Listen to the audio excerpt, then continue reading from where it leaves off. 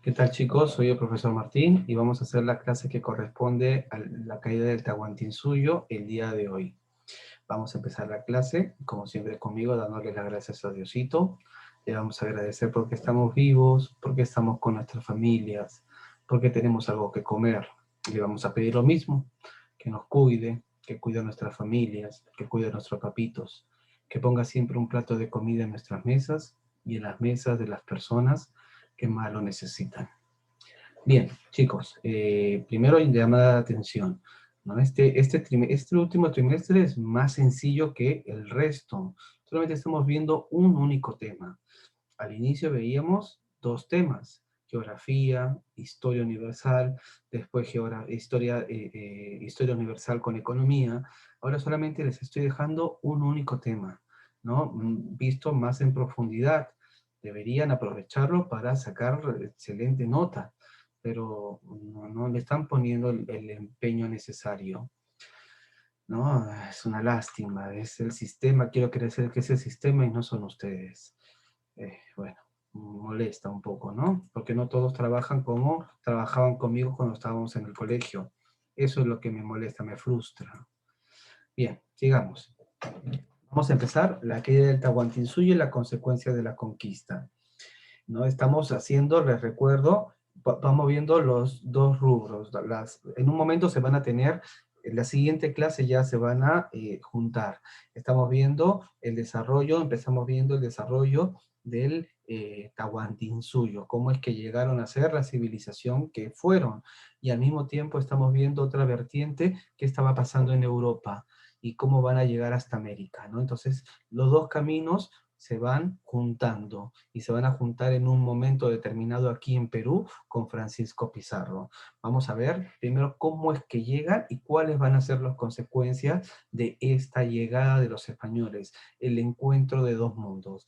Va a ser terrible, va a ser dramática, va a ser mortal, ¿no? Todo va a cambiar, ¿no? Todo, el lenguaje, la capital, el sistema económico, el sistema social, todo va a cambiar. Es otra historia, que es la historia de nosotros, el Perú. El Perú es la confluencia de estas dos civilizaciones, la civilización andina y la civilización europea que nos va a llegar por los españoles. Eso es el Perú, ¿no? La confluencia de estos dos mundos.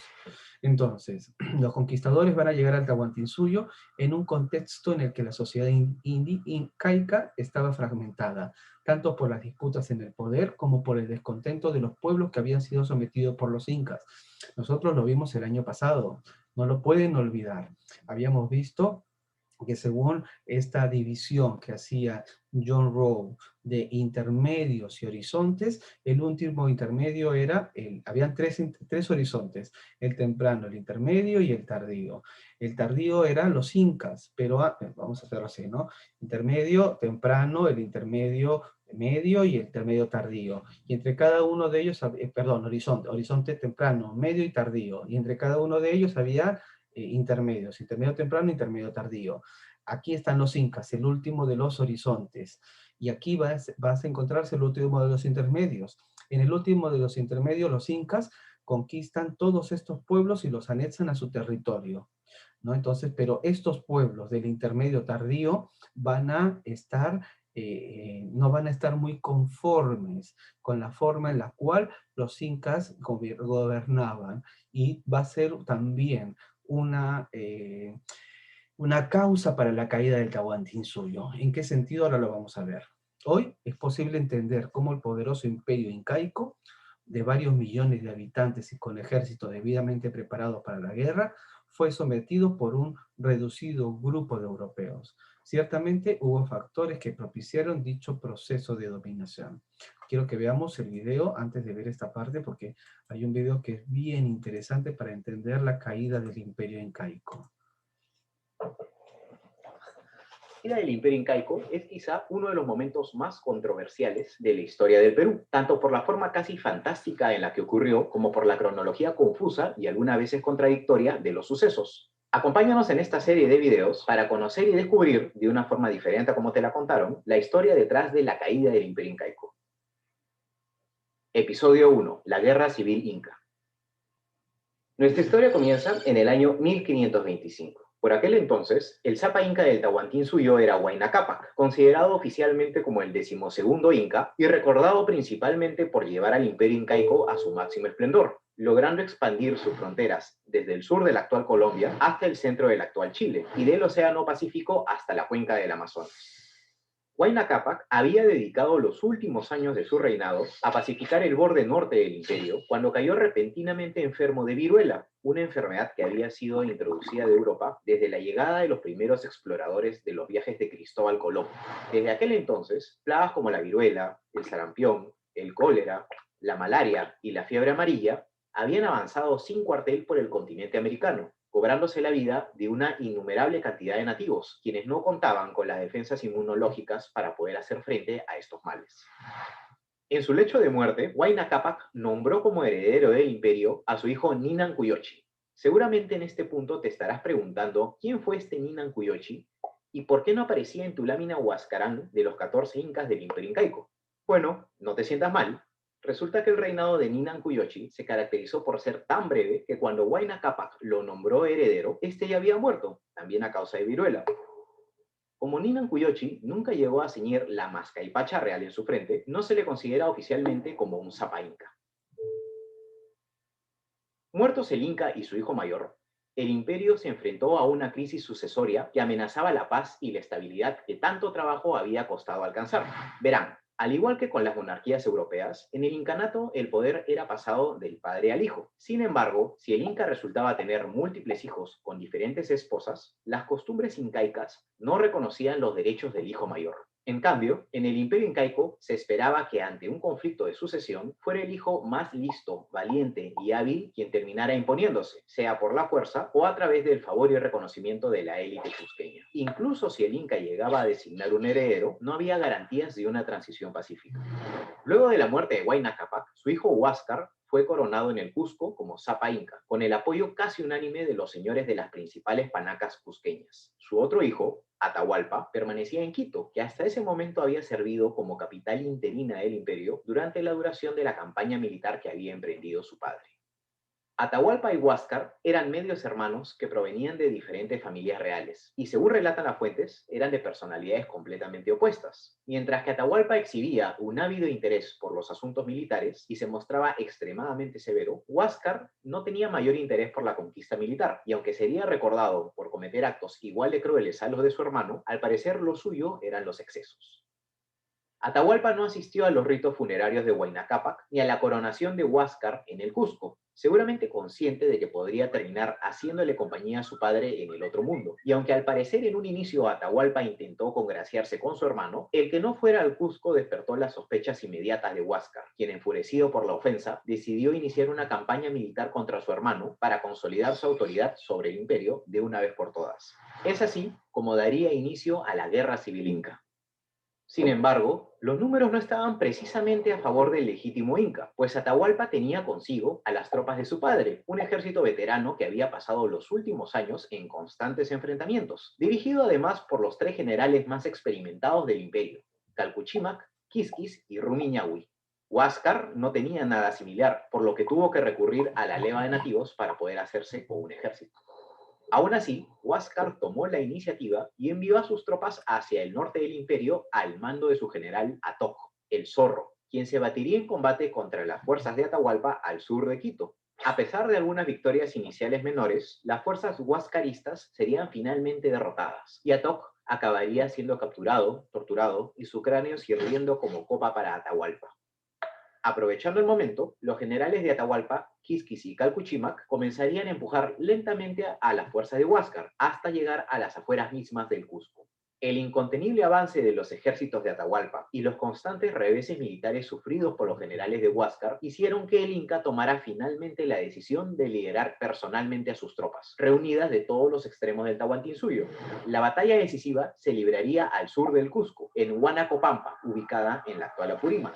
Allí, las fuerzas huáscaristas lograrían una importante y rotunda victoria contra el ejército de Atahualpa. Sin embargo, haciendo muestra de su poca experiencia militar, Huáscar decidiría no perseguir a las fuerzas de Quisquis y Calcuchimac, prefiriendo acampar en Huanacopampa para celebrar su triunfo. Esta decisión terminaría costándole muy caro a Huáscar, pues le permitiría a los generales de Atahualpa reagrupar sus tropas y tender una emboscada. Al día siguiente de la batalla, Huáscar dividió sus fuerzas en tres grupos y lideró personalmente la persecución de lo que él pensaba era un ejército derrotado. Grande sería su sorpresa al descubrir que su grupo de vanguardia había sido atacado y aniquilado por Calpuchímac, aprovechando el terreno agreste y angosto, mientras que las huestes de Quisquis le habían bloqueado el camino de regreso, impidiendo cualquier posibilidad de una retirada ordenada. Sintiéndose perdido, Huáscar intentaría huir, pero sería finalmente capturado. Por su parte, Calpuchímac llegó de nuevo a Huanacopampa, pero esta vez disfrazado de Huáscar. El tercer ejército de Huáscar, que se había quedado estacionado en el campamento como reserva, salió a recibirlo alegremente y completamente desarmado, situación que sería aprovechada por el ingenioso general para masacrarlos sin problemas, con lo que las tropas atahualpistas lograrían el triunfo definitivo. Huáscar fue despojado de su túnica, armas e insignias reales, las que serían enviadas a Atahualpa en señal de victoria, mientras que el propio Huáscar también emprendería su lento camino a pie hacia el norte, donde afrontaría la ira de su hermano. Quienes no correrían igual suerte serían sus mujeres e hijos, quienes serían congregados y asesinados a las afueras del Cusco, eliminando así su linaje real.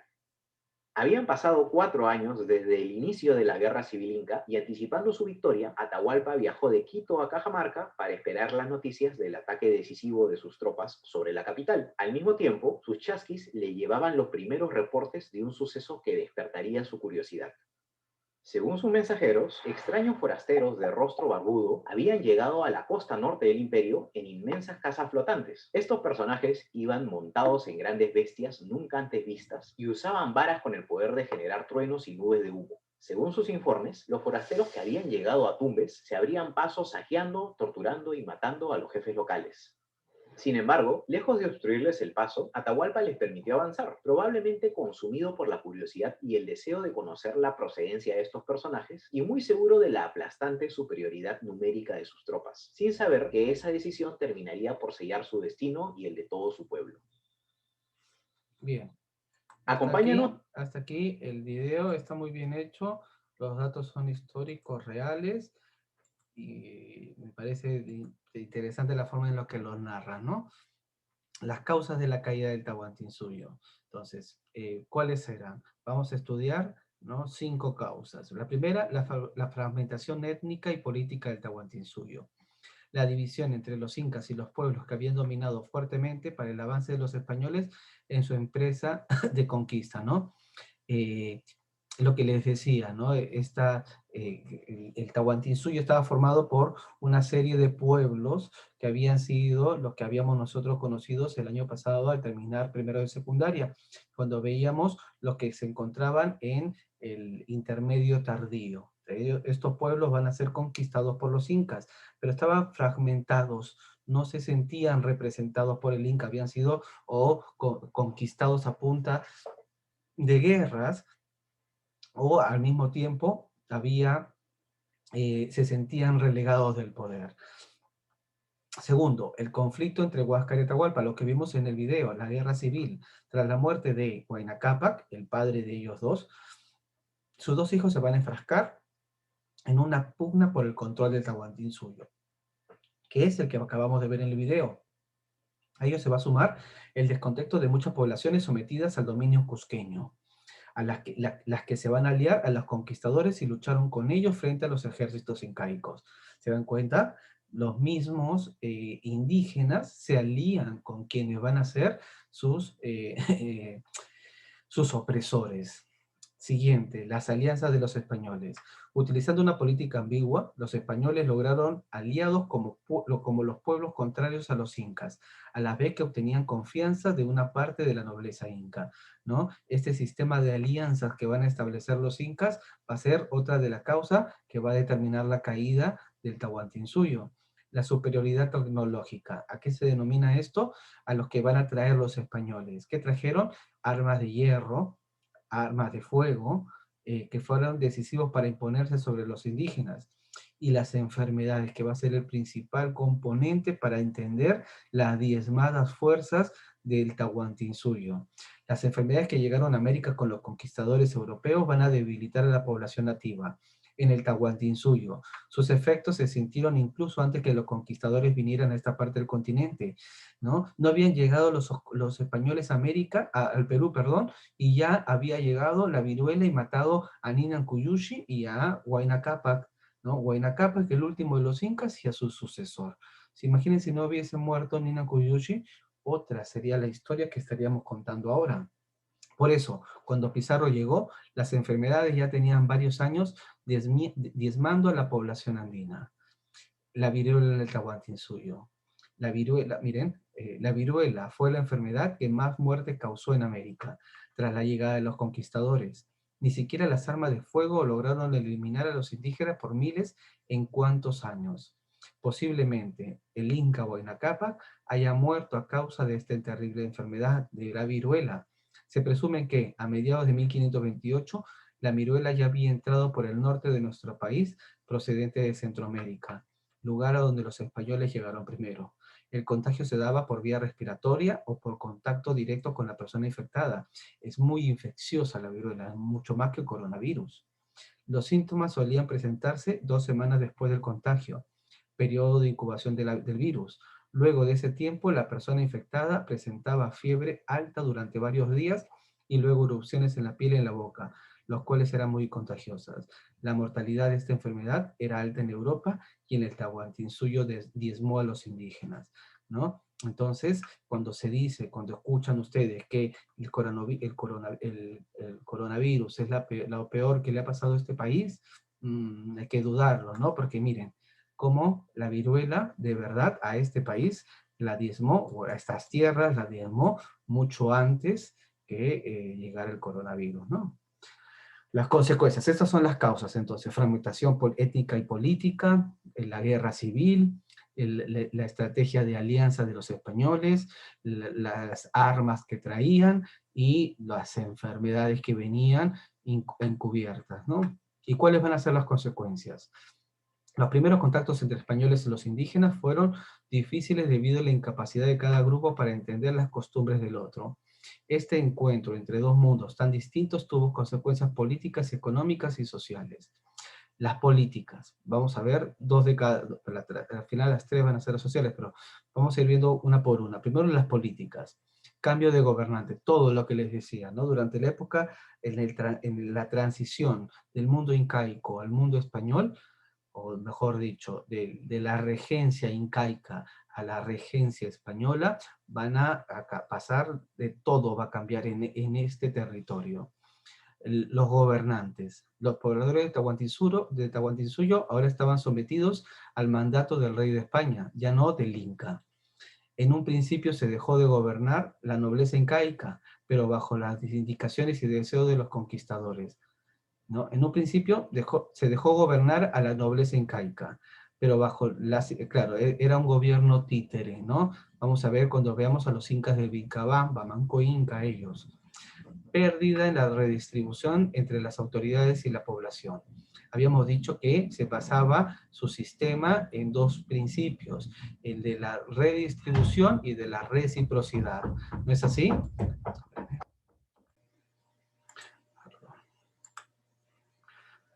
Estamos acá. Bien, entonces estamos en, habíamos dicho que la economía incaica, ¿no? Dentro de la civilización incaica habían dos principios, de la redistribución y de la reciprocidad, ¿no? Después de la llegada de los españoles se pierde este principio de la redistribución, que habíamos dicho que había servido para que los incas no mueran de hambre. Después de esto, el imperio inca y las poblaciones van a pasar momentos terribles. En el imperio incaico, la población pagaba sus tributos al Inca y al Curaca, quienes le devolvían parte de lo producido, así como productos de otras regiones. Además, se les proveía de alimentos almacenados en las colcas en época de sequías o malas cosechas. Este sistema se perdió con la imposición del poder de los españoles. Es decir, durante el imperio incaico, yo pagaba mis tributos, y como pagaba mis tributos, era beneficiario de tener comida y cualquier otro producto que vaya a necesitar en época de necesidad. van a venir los españoles y solamente van a cobrar tributos. Ya no van a dar ningún servicio como se daba en la época de los incas. Las consecuencias esas son en las consecuencias políticas, ¿no? Cambio de gobernantes, ya no van a estar los incas, van a estar los españoles, tampoco va a haber redistribución, no se le va a dar nada al pueblo, todo se lo van a quedar las élites gobernantes.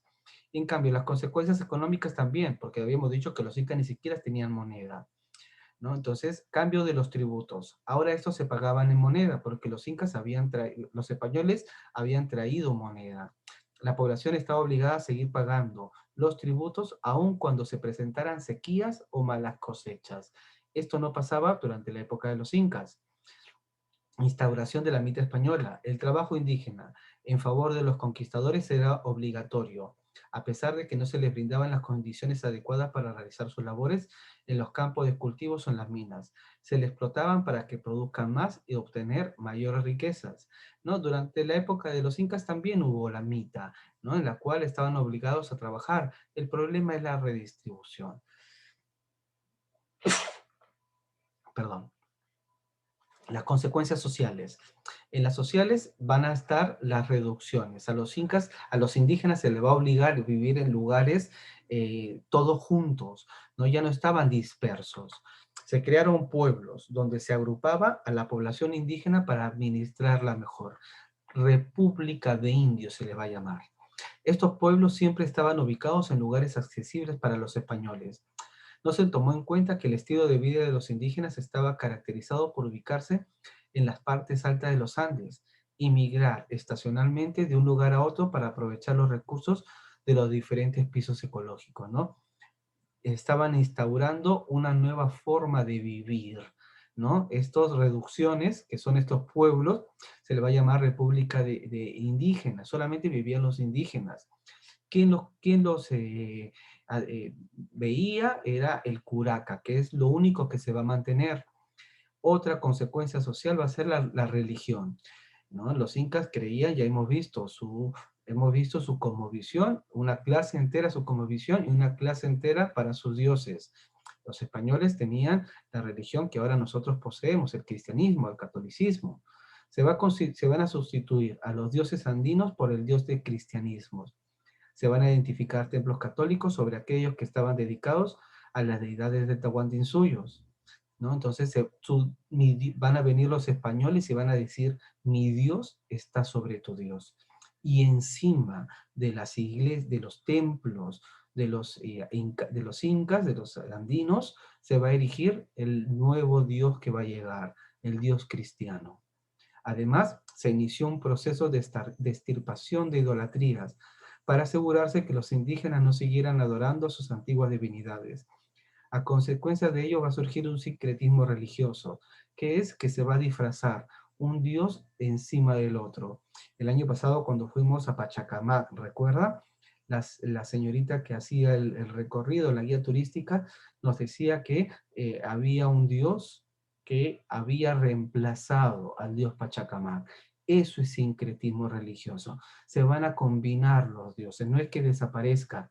Pachacamac, por ejemplo, vamos a adorarlo ahora los cristianos como el Señor de los Milagros. Hay una continuidad, ¿no? En las antiguas creencias con las nuevas que van a traer los españoles. Caída demográfica. Miren, en 1532, cuando llegan los españoles, la población del Tahuantinsuyo ascendía 9 millones de habitantes. 9 millones en 1532. 100 años después, un siglo después, cuando se hace el siguiente siglo, 1620, solamente había 670.000, ¿no? Miren, de 9 millones a 670.000. No es que los hayan matado, ¿no?, los españoles por las enfermedades. Por eso les dije que la enfermedad, las enfermedades fue lo que peor le pasó a este pueblo, ¿no? Ni el 10%, miren, ni el 10% va a quedar de todo lo que había antes. Por eso cuando en la televisión salen y dicen que el coronavirus es lo peor que le ha pasado a este país, nos están mirando lo que le ha pasado a la época de los incas. Ello se debió a los que los indígenas eran obligados a luchar en las guerras entre los conquistadores, por lo que abandonaban sus campos de cultivos. y con ello sus medios de subsistencia. Además, el trabajo de las minas era tan duro que miles de personas morían laborando en ellas. Pero sobre todo, este va a ser el principal factor. Las epidemias y la falta de cura para las enfermedades van a desencadenar muertes colectivas, ¿no? Ni el 10% quedó ni un siglo después de que llegaran los españoles. Las consecuencias fueron terribles. Bien, entonces esa es la clase del día de hoy. Ahora la tarea. ¿Qué es lo que tienen que ustedes hacer? No es muy complicado. Lee el siguiente fragmento y responde las preguntas. La caída del Tahuantinsuyo, respondan esto de aquí. Revisa la información que hemos estado explicando, causas políticas y sociales. Complétala en el cuadro. Acá cuando dice dialoga con el compañero, solamente tú, porque no estamos en el colegio. ¿Cuál influyó más? Y lo colocan. Después, consecuencias. ¿Cuál fue el impacto de la caída en el trabajo de los indígenas? ¿Cuál fue la reacción de los indígenas en esta situación? Y después, el documento 9 que se los estoy adjuntando, está en la parte final del otro texto. Explica la visión del autor respecto a la reciprocidad y redistribución después de la caída del Tahuantinsuyo. Y organiza la información, las causas, las consecuencias políticas, las consecuencias económicas y las consecuencias sociales. Acá está el cuadro de resumen para que puedas organizar la información que estás haciendo. Eso es toda la clase del día de hoy. Ya saben lo que me tienen que hacer. Material de estudio, tienen que hacer la tarea que les acabo de dejar y el quizzes. Nada más. No es muy complicado, chicos. Espero que tengan un buen día. Les mando un saludo afectuoso. Nos vemos. Chau.